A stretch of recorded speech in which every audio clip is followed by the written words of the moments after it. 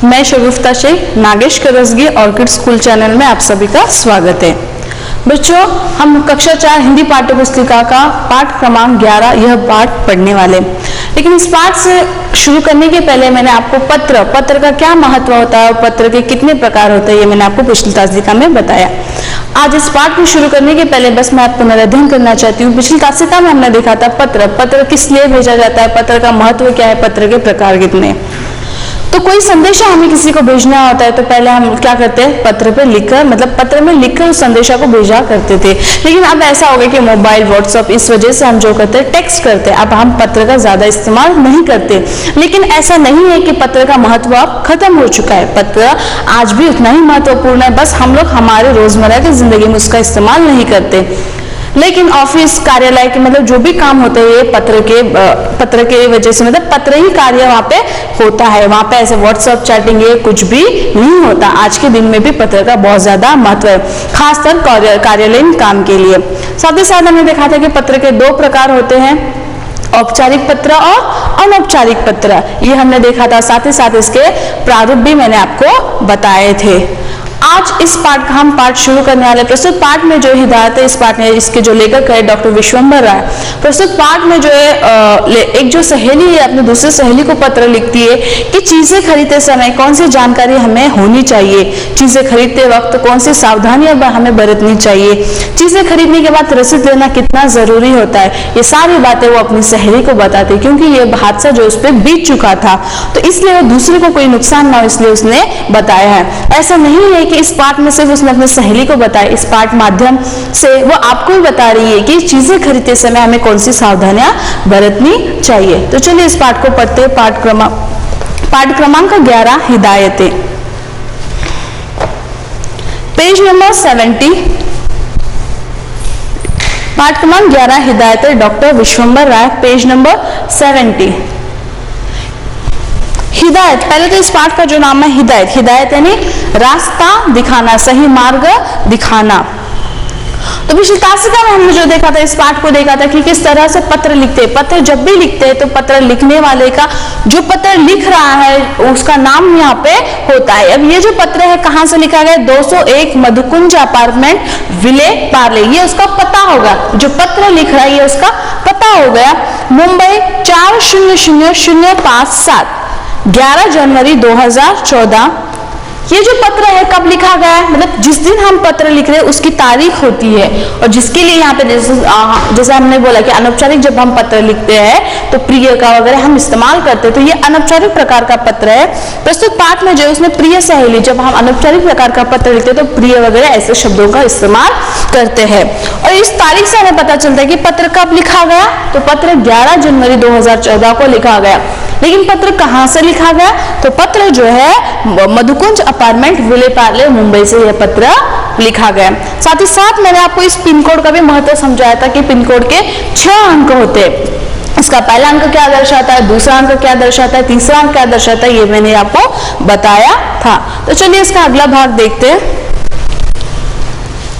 जैसे pin code का महत्व मैंने आपको बताया था कि 6 अंक होते हैं उसके, और उसका हर एक अंक का क्या महत्व होता है। 6 अंकों के पिन कोड में पहला एक खास क्षेत्र या राज्य दर्शाता है, और दूसरा एवं तीसरा अंक मिलकर क्षेत्र को दर्शाता है, और जहां वितरण करने वाला डाकघर स्थित है। अगले 3 अंक विशेष, मतलब जहां जो डाकघर है उस डाकघर को वो अगले 3 अंक दर्शाते हैं। और यहाँ पे मैंने हमको ये भी देखा था मैं पिछली तासिका में कि 1 नंबर होगा तो कौन से राज्य का है, 2 होगा तो कौन से राज्य का है, 3 होगा तो कौन से राज्य का है, 4 होगा तो कौन से। तो हम महाराष्ट्र में रहते तो हमारा राज्य का पहला नंबर क्या है, पिन कोड का 4 है। जैसे यहाँ पे एक उदाहरण के तौर पे मैंने भी आपको बताया था कि जैसे यहाँ पे मदुरा का एक पिन कोड है 62500025, तो ये 6 जो है क्या दर्शाता है, तमिलनाडु, पांडिचेरी को एवं केरल को दर्शाता है। अगले 2 अंक 25 मदुरै जिले का प्रतिनिधित्व करते हैं, जबकि अंतिम 2 अंक 20 मिलकर गांधीनगर डाकघर को दर्शाते हैं। ये हमने पत्र लेखन का महत्व देखा था। पत्रों के प्रकार, औपचारिक पत्र, अनौपचारिक पत्र। औपचारिक पत्र का इस्तेमाल कार्यालय, अधिकारी आदि को इस्तेमाल होता है और ये इस्तेमाल आज भी होता है। आज के इसमें कार्यालय में औपचारिक पत्र का महत्व बहुत अधिक है। जब भी आप देखिए स्कूल में, जब भी आपको स्कूल में छुट्टी लेना है या कुछ भी करना है तो आपको पत्र का इस्तेमाल किया जाता है। आप मोबाइल पे से या कोई चैटिंग या संदेश नहीं दे सकते तो पत्र का इस्तेमाल होता है। अनौपचारिक पत्र रिश्तेदार मित्रों को ये पत्र लिखा जाता है कि हालांकि अभी मोबाइल की वजह से इसका इस्तेमाल कम हो गया लेकिन ये आज भी उतना ही महत्वपूर्ण है।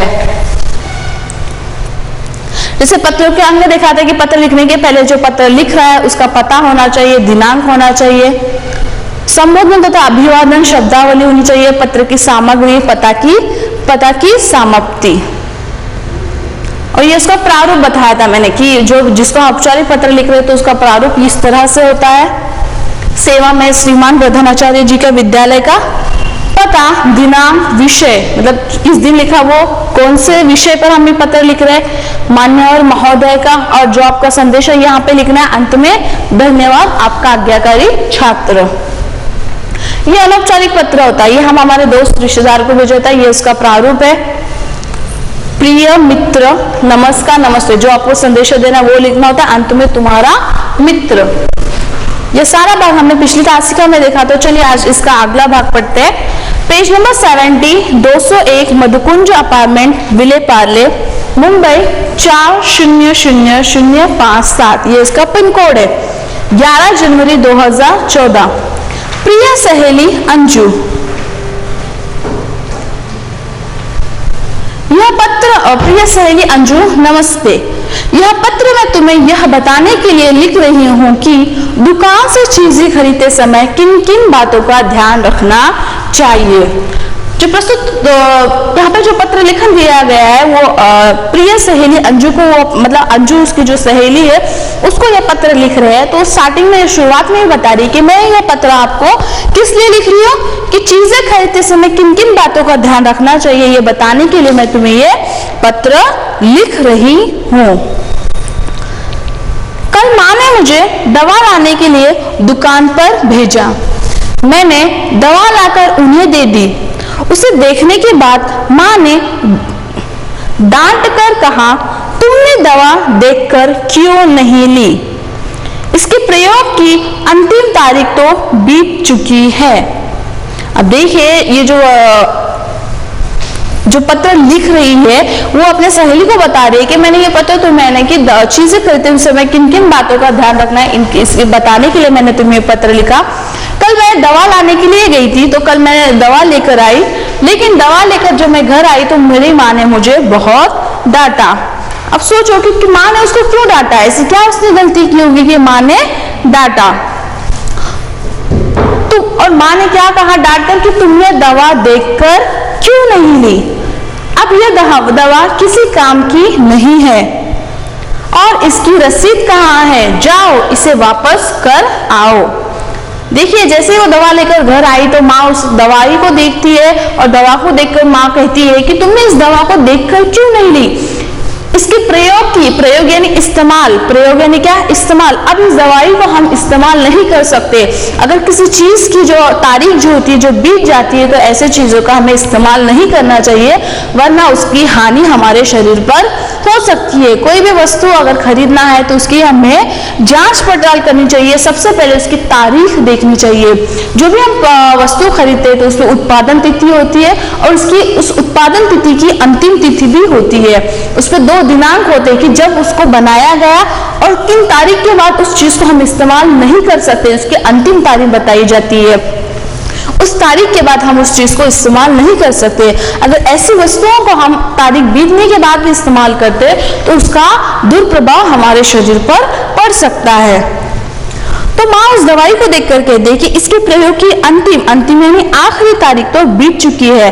अब यह दवा किसी काम की नहीं है। और इसकी रसीद कहाँ है? रसीद यानी कोई भी चीज हम खरीदते हैं तो उसका एक पेपर, एक बिल हमें वो दिया है। रसीद यानी बिल। रसीद यानी क्या? बिल। वो हम कोई चीज खरीदते हैं तो उसका बिल हमें दिया जाता है कि हमने ये वस्तु इतने इतने में खरीदी, कब खरीदी, उसकी तारीख वगैरह होती है। तो माँ कहती है कि इसकी रसीद किधर है? जाओ इसे वापस कर आओ। माँ कहती है कि जाओ तुम्हारी रसीद किधर है? जाओ इस वस्तु को उस दुकानदार के पास वापस लेकर जाओ, उस चीज को वापस कराओ। मैं भागी भागी दुकानदार के पास गई और दवा वापस लेने का अनुरोध करने लगी। जैसे इसको माँ ने उसको कहा कि इसके अभी प्रयोग की तिथि बीत चुकी है, तो जाओ इस दवाई को लेकर जाओ, इसे वापस कर आओ। तो वो भागी भागी उस दुकानदार के पास गई, किंतु दुकानदार धोखेबाज निकला। उसने दवा लेने से साफ इनकार कर दिया और कहने लगा, यह दवा मेरी दुकान की नहीं है। मैं चिल्लाती रह गई, किंतु उसने मेरी एक न सुनी। हार कर मैं लौट आई और माँ को पूरी बात बता दी। और जैसे उसको माँ ने डांटा तो वो तुरंत भागी भागी उस दुकानदार के पास गई। उसको अनुरोध यानी रिक्वेस्ट करना, अनुरोध करना यानी रिक्वेस्ट करना, निवेदन करना। वो उस दुकानदार से रिक्वेस्ट करने लगी कि मैं ये जो दवा है आपकी दुकान से लेकर गई, लेकिन इसकी अंतिम तारीख बीत चुकी है, अब इसका प्रयोग नहीं होता, तो इसे वापस ले लो। लेकिन दुकानदार धोखेबाज निकला, वो उस दवाई को वापस नहीं ले रहा था। उसने उस दवा लेने से साफ इनकार कर दिया। इनकार करना यानी मना करना, इनकार करना यानी मना करना। वो कह रहा है कि नहीं, ये दवाई तुमने मेरे दुकान से नहीं ली। अब ये तो बात थी कि दवाई तो उसने उसी दुकान से ली थी, लेकिन अब वो मना कर रहा था, अब उसने झूठ बोल रहा था। अब ये कैसे पता करेंगे कि हम नहीं, ये दवाई इसी दुकान से लेगी? तो आपको क्या लगता है कि अनु के पास क्या होना चाहिए था कि जिससे दुकानदार उस चीज को वापस लेने के लिए मना नहीं कर सकता था? बिल्कुल सही, रसीद, बिल। अगर अनु के पास रसीद होती तो वो दुकानदार उन चीजों को वापस लेने से बिल्कुल मना नहीं करता। यह दवा मेरी दुकान की नहीं है, मैं चिल्लाती रह गई, किंतु उसने मेरी एक न सुनी। उसने दुकानदार को बार बार कहा कि नहीं, ये चीज जो है यहीं से ली गई है, लेकिन वो मानने नहीं लगा। मैं हार कर लौट कर घर आई और माँ को पूरी बात बता दी कि किस प्रकार दुकानदार जो है धोखेबाज निकला। अब वो इस दवाई को वापस लेने से मना कर रहा है। उन्होंने मुझे समझाया, यदि तुमने दवा के साथ रसीद भी ली होती तो दुकानदार दवा वापस लेने से इनकार करने की हिम्मत नहीं करता। माँ उसे कह रही है, अगर तुम दुकानदार से उस चीज की रसीद लेना नहीं भूलती तो उसकी इतनी हिम्मत ही नहीं होती कि वो इस चीज को मना कर सके। अब मुझे बताओ कि उस बिल का, उस रसीद का क्या महत्व होगा? जो बिल हम जो लेते हैं तो उस बिल पे जो होता है, जिस दुकान से हमने वो वस्तु खरीदी है उस दुकान का उस बिल पे नाम होता है। साथ ही साथ जिस दिन हमने उस चीज को खरीदा होता है उसकी तारीख वहां पे लिखी हुई होती है, और कौन सी चीज खरीदे, उसका मूल्य कितना है, ये सारी बातें उस रसीद में होती है। अगर वो रसीद उसके पास होती तो दुकानदार को वो रसीद दिखाकर वो चीज दिखाकर वो वापस कर सकती थी। अगर वो फिर भी मना कर रहा है तो हम उसके साथ कुछ भी, मतलब कोई पुलिस को भी बता सकते थे या कुछ भी उसके विरुद्ध हम कर सकते थे, क्योंकि हमारे पास एक सबूत होता है कि नहीं, ये जो चीज है, एक कोई प्रमाण हमारे पास होता है कि ये चीज यहीं से ली गई है, तब वो दुकानदार बिल्कुल मना नहीं कर सकता था। अब इसके पास कोई प्रमाण नहीं है, कोई सबूत नहीं है कि ये चीज इसी दुकान से ली गई है। अगर उसके पास वो रसीद होती तो बिल्कुल मना नहीं करता। तो ये बात हमेशा ध्यान में रखिए कि जब भी आप कोई वस्तु खरीदने जाए तो उस चीज की हमेशा जांच पड़ताल करनी चाहिए। साथ ही साथ दुकानदार से रसीद लेना बिल्कुल नहीं भूलना है। माँ ने और कई बातें बताई। 1. खरीदने से पहले वस्तु पर छपे दामों की अच्छी तरह से जांच कर लेनी चाहिए। शक हो तो दूसरी दुकान पर भी दामों की जांच पड़ताल कर सकते हैं। तो देखिए, माँ ने ऐसा नहीं कि सिर्फ रसीद के बारे में बताया, और बहुत सारी चीजों के बारे में माँ ने बताया। माँ कहती है कि जब भी कोई वस्तु खरीदो तो उस वस्तु पे जो होता है पीछे उसका दाम होता है, उसका मूल्य दिया होता है, उसका प्राइस दिया हुआ होता है। तो जब भी कोई वस्तु खरीदो तो उसके पीछे का मूल्य हमें देखना चाहिए कि वो मूल्य सही है क्या। अगर कोई वस्तु 5 रुपए की, दुकानदार हमें दे रहा है 6 रुपए में, क्यों खरीदे हम? 1 रुपया वो ज्यादा ले रहा है ना। तो ऐसा, अभी अगर हमें वो बात पता है तो हम वो नहीं खरीदेंगे, कोई दूसरी दुकान से खरीदेंगे, लेकिन हमें पता ही नहीं है तो हम भी देखेंगे, तो इसमें नुकसान आपका ही होगा। दुकानदार आपको बेवकूफ बना रहा है। तो जब भी आप कोई चीज खरीद रहे तो उसका मूल्य हमें देखना चाहिए। अगर आपको मतलब पता नहीं है तो दूसरी दुकान में भी 1-2 बार चेक कर लेना चाहिए कि वहाँ सभी में ये इतना, इसका मूल्य इतना ही है क्या। तो ये आपको जांच कर लेनी चाहिए। शक हो तो दूसरी दुकानों पर भी उस चीज की, उस वस्तु की दामों की जांच कर लेनी चाहिए। यहाँ पे कोष्टक में आपको एक प्रश्न पूछा गया है, चिकित्सालय किसे कहते हैं, हम वहां क्यों जाते हैं। चिकित्सालय यानी अस्पताल, चिकित्सालय यानी अस्पताल को कहते हैं, यानी हॉस्पिटल। यहाँ पे हम क्यों जाते हैं, हम अच्छे होते तो जाते हैं क्या, नहीं। अगर हमारी तबीयत खराब है, अगर हम बीमार है, तो उसका इलाज करने के उद्देश्य से हम चिकित्सालय जाते हैं। दूसरी बात, माँ ने कहा था कि खरीदने से पहले चीजों की अच्छी तरह देख परख लेना चाहिए। कई बार दुकानदार खराब चीजें बेच देते हैं।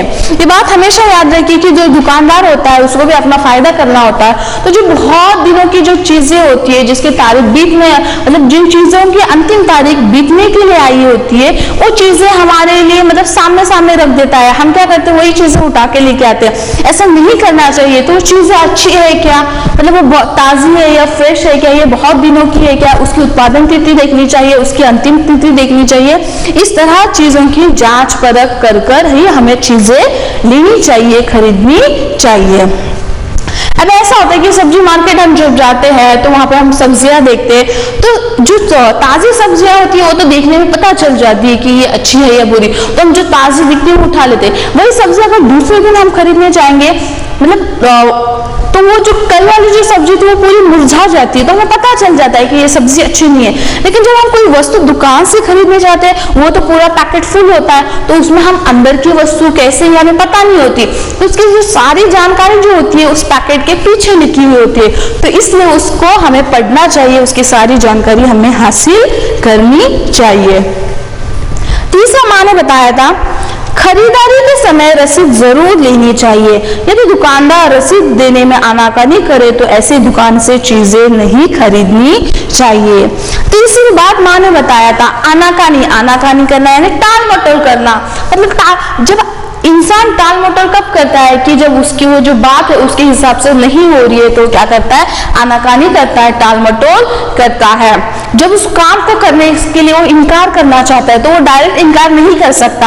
अगर हमने कहा कि नहीं रसीद नहीं है, तो दुकानदार, तो ऐसे दुकानदारों से हमें चीज लेनी ही नहीं चाहिए। तो वहां पे सच में कोई गड़बड़ उस दुकान में है, तो ऐसे दुकानों से हमें चीजें नहीं लेनी चाहिए। खरीदारी के समय रसीद जरूर लेनी चाहिए। अगर हमारे पास रसीद है तो उस वस्तु का अगर कुछ हो जाए या उस वस्तु में कोई खराबी आ जाए तो उस वस्तु को हम खरीद सकते हैं, मतलब उसको लौटा सकते हैं। और लौटाने जाने के बाद दुकानदार पास एक हमारे पास प्रमाण होता है कि नहीं ये जो वस्तु है इसी दुकान से ली गई है, तब वो मना नहीं कर सकता। और जब भी अगर आप कोई वस्तु खरीदने के लिए जाए और वो दुकानदार मना कर रहा है रसीद देने से, तो ऐसे दुकानों से हमें चीजें नहीं खरीदनी चाहिए। रसीद न होने पर यह साबित कर पाना मुश्किल होता है कि चीज अमुक दुकान से ही खरीदी गई है। रसीद पर कुछ जरूरी बातें लिखी होती है। तो जब भी हम कोई चीज खरीदते तो उसकी रसीद लेना चाहिए। साबित करना यानी प्रमाणित करना मुश्किल यानी कठिन। अगर रसीद नहीं है तो ये दुकान इसी दुकान से ली गई है, अमुक यानी यही, मतलब कोई पर्टिकुलर दुकान से, हम बताना मुश्किल हो जाता है कि यही दुकान से हमने, ये हमें पता है कि ली गई है, लेकिन सामने वाले को तो पता नहीं है ना। दुकानदार को भी पता है लेकिन उसको धोखेबाजी ही करनी है, उसको ठगना ही है हमें, तो वो मना कर देगा, वो झूठ बोल देगा। तो ऐसे टाइम पे उसका तो ऐसा हुआ कि चलो खराब चीज चली भी गई, उसके मुझे दाम भी मिल गए, ये उसकी सोच होगी, वो अपना लाभ देख रहा है, लेकिन इसमें हमारा नुकसान होता है। तो जब भी आप चीजें खरीदे तो उसकी रसीद लेना बिल्कुल नहीं भूले। रसीद पर कुछ जरूरी बातें लिखी रहती है, उसमें दुकान का नाम पता छपा रहता है। जो हम रसीद खरीद रहे हैं, ऐसा क्या है कि रसीद हम क्यों ले, जैसे मैंने आपको बताया कि उसमें क्या लिखा होता है, तो उस दुकान पे जो होता है उस दुकान का नाम होता है, उस दुकान का उस दुकान का पता छपा होता है। जिस दुकान से हम चीजें खरीदते हैं उस दुकान का नाम उसमें होता है, उसका पता रहता है। रसीद लेते समय इन बातों को पर गौर करना जरूरी है। किन बातों पर गौर करना जरूरी है वो आपको नीचे दिया गया है। यदि खाने पीने की चीजों को तारीख निकलने के बाद खा लिया जाए तो हमें किस तरह की परेशानियां हो सकती है। अगर हमने तारीख बीत जाने की ऐसी चीजें खरीद ली तो हमारी तबीयत खराब हो सकती है। उल्टी, पेट दर्द आदि की शिकायतों से जूझना पड़ सकता है। तो ऐसी चीजों से हमें दूरी रहना चाहिए कि जिनकी तारीख बीत चुकी है। तो यहाँ पे आपको बताया गया है कि खरीदारी की तारीख मतलब खरीदारी की तारीख होनी चाहिए। जब भी हम कोई रसीद ले रहे तो वो रसीद पे ऐसा नहीं कि दुकानदार ने दे दिया और हमने ले लिया, ऐसे बिल्कुल नहीं होना चाहिए। तो उस रसीद को भी आपको चेक करने आना चाहिए, उस रसीद की भी आपको जांच करनी चाहिए कि उस दुकान का ही नाम उस पे है क्या, उसका पता ही उस पे है क्या, और जिस दिन हमने चीज खरीदी उसकी तारीख उस पे होनी चाहिए। चीज के बारे में पूरी जानकारी होनी चाहिए। जो चीज हम उससे खरीदे उस चीज की पूरी जानकारी उस रसीद पर होना चाहिए कि ये वस्तु ली है, ये इतने मूल्य की है, इसका पूरा दाम जो है इतना हो गया। चीज की मात्रा, नंबर, बैच वगैरह भी होने चाहिए। ऐसा होता है कि जो भी आजकल देखो कोई भी चीज हम खरीदे जाते हैं तो उसके पीछे से लाइन होते हैं और नीचे से नंबर्स होते हैं। इस प्रकार का होता है, इस प्रकार के ऐसे मोटे, फिर ये जाड़े, ये इसका होता है कोड नंबर वगैरह होता है, फिर नीचे 1 2 4 5 इस तरह करके हर एक वस्तु के पीछे चित्र होता है, तो ये इसका नंबर्स होते हैं। तो चीज की मात्रा, मात्रा यानी जो चीज हमने ली है वो कितने लिए, 1 नग लिए, 2 नग लिए, कितना, जैसे चीनी लिए तो कितने किलो ली है, तो ये सारी मात्राएं इस पे होनी होती है। नंबर्स होते हैं, बैच वगैरह भी होने चाहिए। लिए गए दाम लिखे होने चाहिए। जो चीज हमने खरीदी है उसका दाम उस पे होना चाहिए। बेचने वाले के हस्ताक्षर होने चाहिए। जो चीज हमें बेच रहा है, कौन बेच रहा है, दुकानदार, तो उस रसीद पर दुकानदार के भी हस्ताक्षर होना बहुत ज्यादा जरूरी है। कभी कभी ऐसा होता है कि हमने चीज खरीद लेते हैं, कभी उसमें दुकानदार के हस्ताक्षर ही नहीं। जब हम उस चीज को रिटर्न करने जाएंगे तो वो उसमें देखेंगे ये चीज है, लेकिन ये किसने दी हमें, तो उसके हस्ताक्षर भी वहां पे होने चाहिए। रसीद की असली कॉपी खरीदार को लेनी चाहिए और उसकी कार्बन कॉपी दुकानदार के पास ही रहेगी।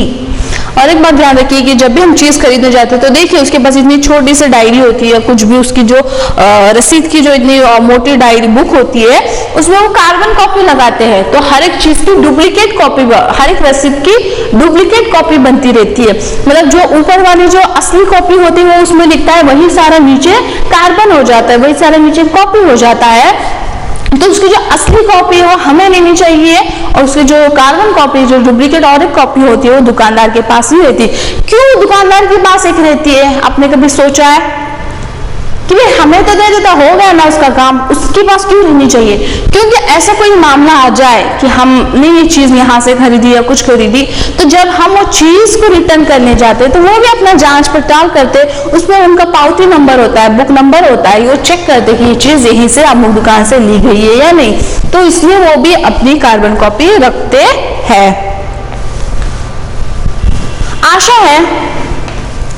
आशा है खरीदारी करते समय तुम इन हिदायतों का ख्याल रखोगी ताकि जो परेशानी मुझे उठानी पड़ी वो तुम्हें न उठानी पड़े।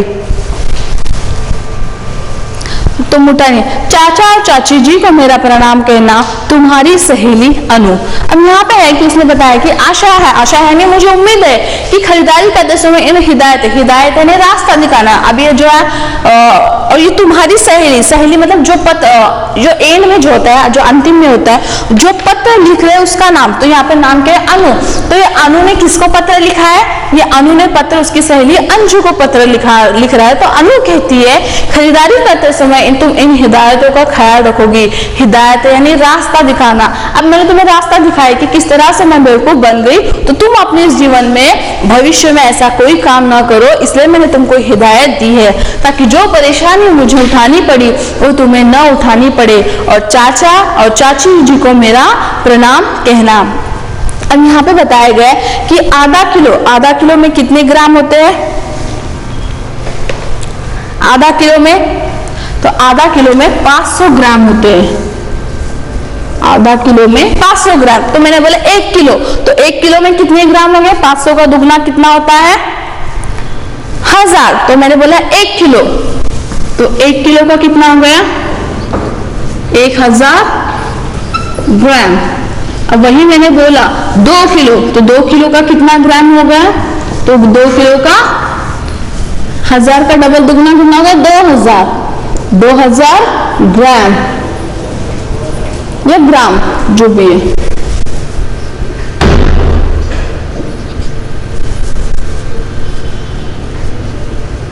अब यहाँ पे है, यहाँ पे तो 1 ही ग्राम बताया गया है, तो ग्राम से भी छोटा क्या होता है मिलीग्राम।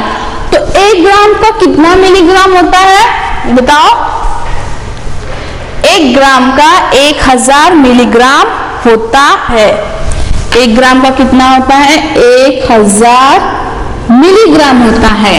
अब मैंने बोला 2 ग्राम, मैंने बोला 2 ग्राम, तो 1000 का दुगना कितना 2000 मिलीग्राम।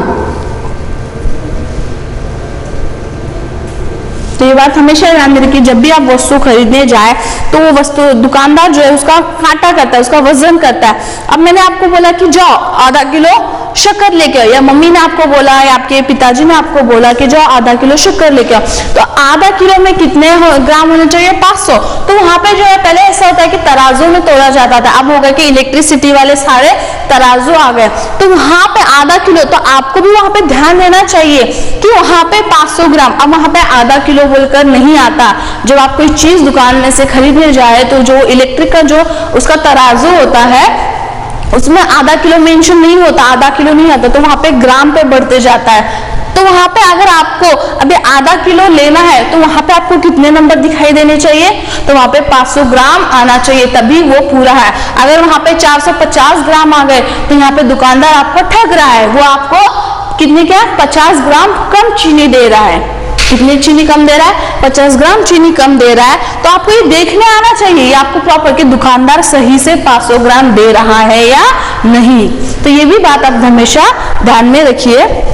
और 1 ग्राम यानी कितना 1000 मिलीग्राम, 2 ग्राम मतलब 2000 मिलीग्राम। अगला यहाँ पे प्रश्न है, दैनिक जीवन में कौन कौन से पेड़ पौधे दवाइयों के रूप में उपयुक्त होते हैं? दैनिक यानी रोज रोजमर्रा के जीवन में अगर कोई हमें परेशानी हो, कोई हमारी बीमारी हो जाए, मतलब कुछ भी जैसे खांसी जुकाम वगैरह हो जाए, तो इनमें कौन कौन से पेड़ हमें उपयुक्त होते हैं?